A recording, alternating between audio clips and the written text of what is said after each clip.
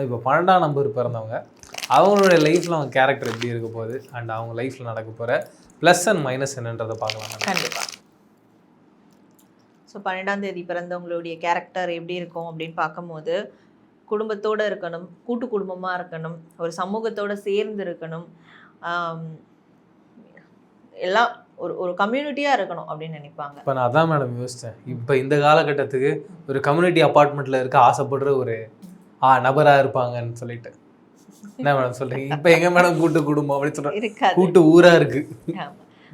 But இவங்களுக்கு எல்லாமே ஒன்றா இருக்கணும். ஓகே, இவங்க சம்பாதிக்கிறதும் இவங்களுக்காக மட்டும் இருக்கக்கூடாது, ஃபேமிலிக்காக தானே சம்பாதிக்கிறேன், ஃபேமிலிக்காக தானே எல்லாம் பண்ணுறேன். ஸோ இப்போது இதில் இருக்கக்கூடிய கேரக்டர் எப்படின்னா, ஒரு ரிலேஷன்ஷிப்பில் இருக்கிறாங்கன்னா ஃபேமிலியாக ரிலேஷன்ஷிப்பாக வரும்போது ஃபேமிலின்ட்டு போயிடுவாங்க. ஓகே, ஸோ அதுக்கு முக்கியத்துவம் கொடுப்பாங்க அதிகமாக. ஸோ அந்த மாதிரியான ஒரு கேரக்டராக இவங்க வந்து இருப்பாங்க.